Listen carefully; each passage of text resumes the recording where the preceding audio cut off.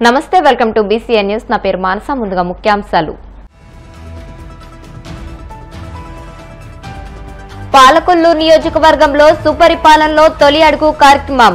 ఇంటింటికి వెళ్లి కూటమి ప్రభుత్వ ఏడాది పాలనను ప్రజలకు వివరించిన మంత్రి నిమ్మల.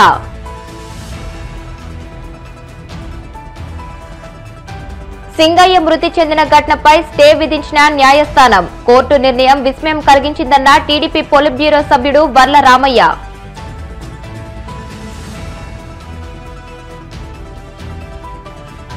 యువ వైద్యుల పట్ల కూటమి సర్కార్ అరాచకంగా వ్యవహరిస్తుంది.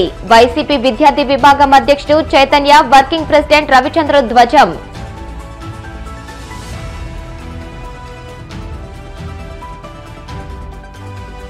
రేపు ప్రకాశం జిల్లాలో పర్యటించనున్న డిప్యూటీ సీఎం పవన్. పర్యటన ఏర్పాట్లను పర్యవేక్షించిన జిల్లా కలెక్టర్ తమీం అన్సారియా. పశ్చిమ గోదావరి జిల్లా పాలకొల్లు నియోజకవర్గంలో సుపరిపాలనలో తొలి అడుగు కార్యక్రమంలో మంత్రి నిమ్మల రామానాయుడు పాల్గొన్నారు. ఈ సందర్భంగా మంత్రి మాట్లాడారు. ఇంటింటికి వెళ్లి ప్రజలకు కూటమి ప్రభుత్వ ఏడాది పాలనపై వివరిస్తున్నామని చెప్పుకొచ్చారు. తమ పథకాలు, అభివృద్ది కార్యక్రమాలు చూసిన ప్రజలు తమది మంచి ప్రభుత్వమని చెబుతున్నారని పేర్కొన్నారు. పేదరికాన్ని పారద్రోలేలా మార్గదర్శకుల సహకారంతో P4ను అమలు చేస్తున్నామని వెల్లడించారు. ప్రజలకు ఇచ్చిన సూపర్ 6 హామీలను అన్నిటినీ అమలు చేస్తున్నామని అన్నారు. వైసీపీ అధినేత జగన్మోహన్ రెడ్డిపై ఆయన సంచలన వ్యాఖ్యలు చేశారు. జగన్ ఏపీ ఆర్థిక పరిస్థితిని చిన్నాభిన్నం చేసి అప్పుల పాలు చేశారని ఆరోపించారు. ఉమ్మడి ఆంధ్రప్రదేశ్ రాష్ట్ర విభజన నష్టం కన్నా జగన్ 5 ఏళ్ల పాలనలోనే రాష్ట్రానికి ఎక్కువ నష్టం జరిగిందని విమర్శించారు. తొలి అడుగు కార్యక్రమంలో భాగంగా పాలకొల్లు నియోజకవర్గం తెల్లపూడి గ్రామంలో ఇప్పుడే ఇంటింటికి తిరుగుతూ ఉంటే ఈ సంవత్సరం కాలం పరిపాలన మీద ఏ ఇంటికి వెళ్ళినా కూడా, ఏ గడపకి వెళ్ళినా కూడా చాలా సంతోషం, చాలా ఆనందం వ్యక్తపరుస్తూ ఉన్నారు. గతంలో ఎప్పుడూ లేనిటువంటి విధంగా ఈవేళ మీరు రోడ్లు వేస్తూ ఉన్నారు. గతంలో ఎప్పుడూ చూడనటువంటి విధంగా మీరు CC డ్రైన్ల నిర్మాణం చేస్తూ ఉన్నారు. 2 పిల్లలుంటే తల్లికి వందనం కింద వాళ్ళ అకౌంట్ లో అమౌంట్ పడినటువంటి పరిస్థితి. మా ఇంటికి ఉచితంగా గ్యాస్ సిలిండర్లు అందినటువంటి పరిస్థితి. మొన్న DSC నోటిఫికేషన్ ఇచ్చి మా కోడలు టీచర్ ఉద్యోగానికి వెళ్తున్నటువంటి పరిస్థితి. పాలకొల్లు పోతే 5 రూపాయలకి అన్నా క్యాంటీన్లో భోజనం చేస్తూ ఉన్నామని ఎప్పుడూ చూడనటువంటి విధంగా మాకు 2 గేదెలుంటే గోకులం షెడ్ 90% సబ్సిడీతో గోకులం షెడ్లు ఇచ్చినటువంటి పరిస్థితి కూడా మేము మొదటిసారిగా చూస్తూ ఉన్నాం. గతంలో ఎప్పుడు కూడా మా పంట పొలానికి నీరు వచ్చేది కాదు. ఈవేళ మీరు వచ్చిన తర్వాత కాలువలు తవ్వారు, డ్రైన్లు తవ్వారు, పొలాలకి ట్రావెల్ రోడ్లేస్తూ ఉంటే మేము దర్జాగా మరి మా పొలాలకి మేము వెళ్ళగలుగుతున్నాము. ఇట్లా ఏ ఇంటికి వెళ్ళినా కూడా చాలా చాలా సంతృప్తిని ఈ సంవత్సరం కాలం పాటు పాలన పట్ల మరి వ్యక్తం చేస్తున్నటువంటి పరిస్థితి. తెల్లారే సమయానికే వచ్చి పింఛన్ ఇంటిగాడే 4,000 ఇస్తున్నారని చెప్తున్నారు, 6,000 ఇస్తున్నారని చెప్తూ ఉన్నారు. ఎంతో ఆనందం, సంతోషం. ఇంత అభివృద్ధి, ఇంత సంక్షేమ కార్యక్రమాలు ఈ సంవత్సర కాలంలో ఏదైతే చేస్తున్నామో దాన్ని ఖచ్చితంగా ఈవేళ ప్రజలందరూ కూడా బేరీ చేసుకుని గతంలో ఉన్నటువంటి 5 సంవత్సరాల వైఎస్ఆర్సీపీ పాలనలో మొదటి సంవత్సరంలో ఏం చేశారు, ఈ మొదటి సంవత్సరంలో ఏం చేశామనేది ఖచ్చితంగా మనందరం కూడా బేరీ చేసుకుని ముందుకెళ్లవలసినటువంటి అవసరం అయితే ఖచ్చితంగా ఉంది.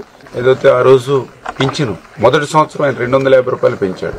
ఈవేళ మొదటి సంవత్సరం మనం వృద్ధులకి, వితంతులకి 1,000 రూపాయలు పెంచాం, దివ్యాంగులకి 3,000 రూపాయలు పెంచాం, బ్రెడ్ రేడ్ ఉన్న వాళ్ళకి 10,000 రూపాయలు పెంచాం. అంటే ఎంత తేడా ఉందో చూడండి. ఆయన మొదటి సంవత్సరానికి ఈ మొదటి సంవత్సరానికి. మొదటి సంవత్సరం గ్యాస్ సిలిండర్లు రేట్లు పెంచి కొనుక్కునేటువంటి పరిస్థితి చేశాడు.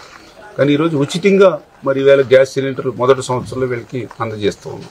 ఆయన మొదటి సంవత్సరంలో DSC పేరు చెప్పి ఒక్క టీచర్ పోస్ట్ కూడా ఇలా. ఈ రోజు మనం మొదటి సంవత్సరంలోనే 16,000 DSC టీచర్ల పోస్టులు వేస్తాం. ఆయన మొదటి సంవత్సరంలోనే అన్నా క్యాంటీన్ని రద్దు చేశాడు. మనం మొదటి సంవత్సరంలోనే 210 అన్నా క్యాంటీన్లు పెట్టి వీళ్ళందరికీ కడుపు నింపి కూడా ఎక్కడ ఏనిటువంటి పరిస్థితి. వైసీపీ అధినేత జగన్ పర్యటనలో ఆయన కారు కింద పడి దళితుడు చీలి సింగయ్య మృతి చెందిన ఘటనపై నమోదైన కేసులో న్యాయస్థానాలు పూర్వపరాలు పూర్తిగా విచారించకుండా తదుపరి చర్యలొద్దంటూ స్టే విధించడం విస్మయం కలిగిస్తుందని టీడీపీ పొలిట్ బ్యూరో సభ్యుడు వర్ల రామయ్య వ్యాఖ్యానించారు. మంగళగిరిలోని టీడీపీ కేంద్ర కార్యాలయంలో ఆయన మీడియాతో మాట్లాడుతూ దర్యాప్తు చేస్తే కోర్టుకు అభ్యంతరం ఏంటని ప్రశ్నించారు. ఆంధ్రప్రదేశ్ మోటార్ వెహికల్ యాక్ట్ ను కూడా పరిగణనలోకి తీసుకోకుండా ఎందుకు స్టే విధించారో అర్థం కావడం లేదన్నారు. సింగయ్య మరణం వెనుక కుట్ర ఉందనేది తమ అభిప్రాయమని అన్నారు. హైకోర్టు ఉత్తర్వులపై అప్పీల్కు వెళ్లాలని రాష్ట్ర ప్రభుత్వాన్ని, ముఖ్యమంత్రి చంద్రబాబును ఆయన కోరారు. జగన్మోహన్ రెడ్డి గారు పల్నాడు ఆయన ఓదార్పు యాత్ర సందర్భంగా సింగయ్య దళిత వృద్ధుడు ఆయన ప్రయాణం చేస్తున్న కారు కింద పడి చనిపోవటం, ఈ కారు టైర్ కింద అతన్ని తల మెడపైన టైర్ ఎక్కుతున్నప్పుడే ఈయన డోర్ తీసి ఫుట్పాత్ మీద నిలబడి అందరికి అభివాదం చేయటం, కేసు దర్యాప్తు జరుగుతూ ఉన్నది. కారులో ఉన్న వాళ్ళని కూడా బాధ్యులను చేస్తూ ఎఫ్ఐఆర్ రిజిస్టర్ చేశారు. జగన్మోహన్ రెడ్డి గారు ఎందుకో సింగయ్య కేసు దర్యాప్తు చేస్తుంటే జగన్మోహన్ రెడ్డి గారు భయపడుతున్నారు, గజగజ వణుకుతున్నారు. అంటే సింగయ్య మరణం వెనుక కుట్ర బయటపడుతుందనే భయమా జగన్మోహన్ రెడ్డి గారు? మీకు ఎందుకు భయపడుతున్నారు? మీరు ఆ దర్యాప్తు ఆపాలని మీరెందుకు తాపత్రయపడుతున్నారు, కంగారు పడుతున్నారు? మీరు ఆ జరిగిన నేరం అంతా కూడా ఆ డ్రైవర్ మీదే తోసేయాలని చూస్తున్నారు. డ్రైవరేనండి, మాకేం సంబంధం లేదని చెప్తున్నారు. ఫ్రంట్ సీట్లో డ్రైవర్ పక్కన కూర్చున్న వ్యక్తిగా మీకు బాధ్యత లేదా? మీ కారు కింద ఎవరన్నా పడి ప్రమాదానికి గురైతే, గాయాల పాలైతే డ్రైవర్ పక్కన కూర్చున్న వ్యక్తిగా, తాత్కాలిక కారు ఓనర్గా, కారు ఎవరో అవ్వచ్చు ఓనర్గా మీరు అక్కడ కూర్చున్నారు. మీ నేతృత్వంలో నడుస్తుంది కారు, మీ డైరెక్షన్లో నడుస్తుంది కారు. మీరు ఎక్కడికి వెళ్ళమంటే వెళ్తాడు డ్రైవరు. ప్రమాదానికి గురైనప్పుడు మీకు బాధ్యత లేదా జగన్మోహన్ రెడ్డి గారు? కారులో కూర్చున్న పెద్ద మనిషిగా మీరు నాకేం తెలుసు డ్రైవర్ అంటారా? మీకు బాధ్యత లేదా అని చెప్పి నేను అడుగుతున్నాను. నేను మీ కళ్ళ ముందే ప్రమాదానికి గురైన వ్యక్తిని మీ కార్యకర్తలు బరబరా ముళ్ళ పొదల్లోకి ఈడ్చి పడేస్తే మీకు మానవత్వం లేదా జగన్మోహన్ రెడ్డి గారు? ఆపండి, అంబులెన్స్ని పిలవండి, ప్రథమ చికిత్స ఆసుపత్రికి తీసుకెళ్దాం, మన కారులోనే తీసుకెళ్దాం పద అనాల్సిన బాధ్యత లేదా మీకు? నాకే సంబంధం లేదు, డ్రైవర్ అంట. మీ వాళ్ళని ఎందుకు వారించలేదు? మీరు వెంటనే స్పందించి అతన్ని వెంటనే ప్రథమ చికిత్స అతనికి అందితే ఆసుపత్రికి తీసుకెళ్తే ఆ దళితుడు సింగయ్య అనే దళితుడు బతికుండేవాడు. ఇండైరెక్ట్ గా అతని ప్రాణాలు పోవటానికి, అతను చావుకు కారణం మీరు మిస్టర్ జగన్. దర్యాప్తు చేస్తే ఇవన్నీ బయటకు వస్తాయి. అతని మరణానికి ఎవరు కారకులు అనేది బయటకు వస్తుంది దర్యాప్తు చేస్తే. మీరు ఓనర్ తర్వాత ఓనర్ ఆ కారు ఎవరో ఓనర్ అంటే ఎవరు ఆయన కూడా ఒక ముద్దాయట ఏదో కేసులో. ఆయన కారు మీరు వాడుతున్నారు, టెంపరీగా మీరు వాడుతున్నారు కానీ ఎవరు temporary owner of that car. Vicarious responsibility ఉన్నది మీకు కూడా. సమాధానం చెప్పాలి మీరు కూడా. బాధ్యత రాహిత్యంగా వ్యవహరించటం కరెక్ట్ కాదు. పైగా ఏంటి, యుద్ధానికి పోతున్నట్టు ఆయన పోలీసు ఆదేశాలన్నీ ధిక్కరించి, పోలీసు సూచనలు ధిక్కరించి, పోలీసు చట్టాలు ధిక్కరించి ఒక యుద్ధానికి పోతున్న సమయంలో ఈ ప్రమాదం జరిగితే మీకు బాధ్యత లేదా జగన్మోహన్ రెడ్డి గారు? దర్యాప్తు ఆపాలని మీరు ఎందుకు కోరుకుంటున్నారని చెప్పండి. న్యాయస్థానాల మీద మీరు ఎందుకు ఒత్తిడి తెస్తున్నారు స్టే తీసుకురావాలని? పత్రిక ఇది గమనించాలి మీరు కూడా. దర్యాప్తు చేసుకోండి, నా తప్పేముంది అంటాం వేరు. అసలు దర్యాప్తే జరగకూడదు, ఇన్వెస్టిగేషన్ జరగకూడదు. జరిగితే కుట్రలు బయటకు వస్తాయనా, మీ పాత్ర బయటకు వస్తుందనా, అతను చావుకు మీరు కారకులు అవుతారని దర్యాప్తు సంస్థ బయటకు తీస్తుందనా?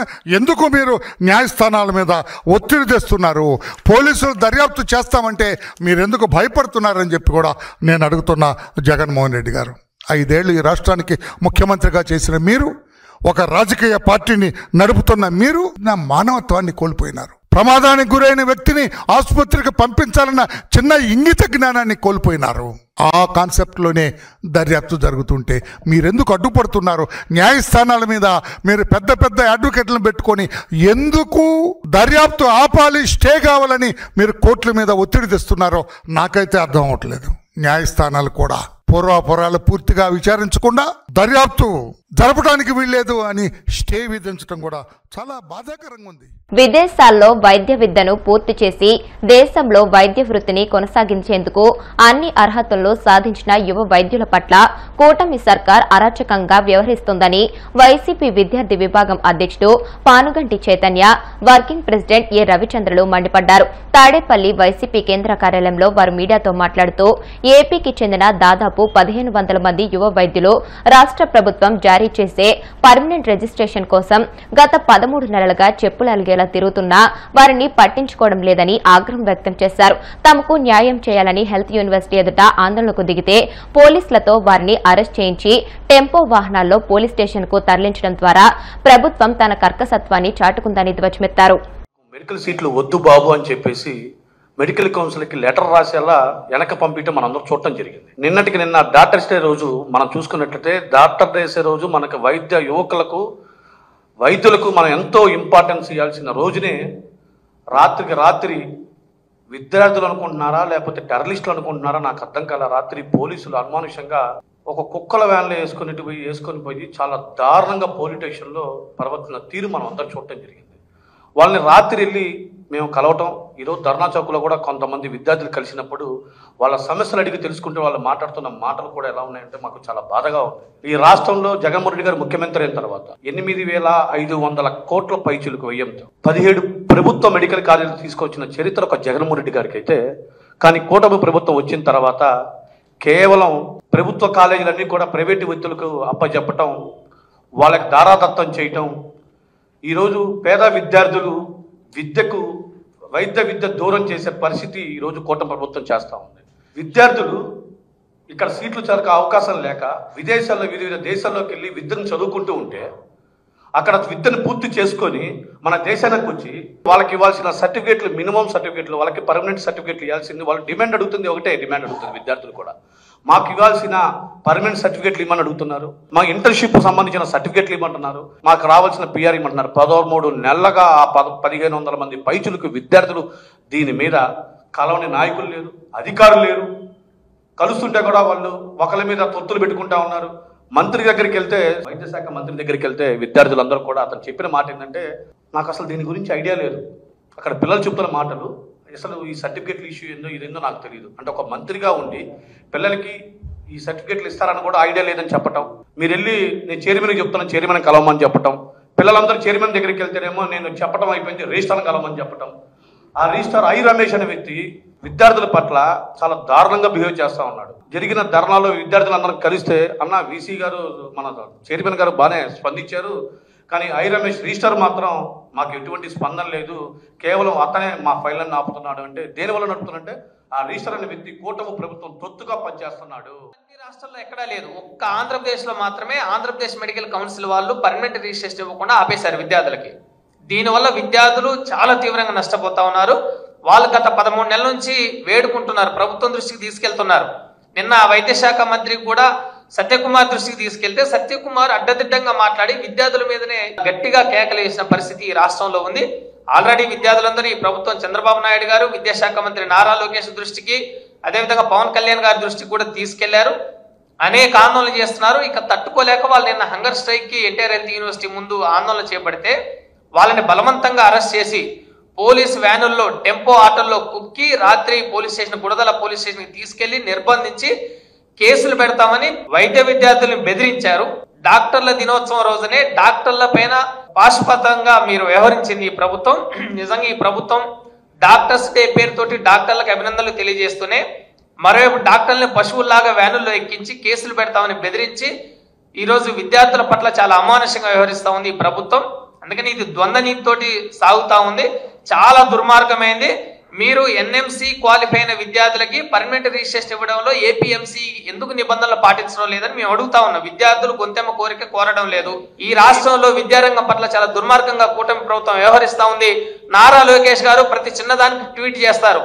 మీరు వైద్య విద్యార్థుల్ని పోలీసులు వ్యానుల్లో ఎక్కిస్తే మీరు విద్యాశాఖ మంత్రిగా మీరు ఎందుకు ట్వీట్ చేయలేదు, మీరెందుకు సమస్య పరిష్కారానికి ముందుకు రాలేదని మేము ప్రశ్నిస్తా ఉన్నాం. మీరు ట్వీట్ల శాఖ మంత్రిగానే మిగిలిపోతా ఉన్నారు. మీకు నిజంగా చిత్తశుద్ధి లేదు ఉంటే నిన్న వైద్య విద్యార్థులను అరెస్ట్ చేసి అర్ధరాత్రి పూట పోలీస్ స్టేషన్కి తరలించి వాళ్ళ నిర్బంధానికి గురి చేయడం అనేది చాలా అన్యాయము, అమానుషమైన. ఇప్పుడు కాసేపు ప్రకటనలు.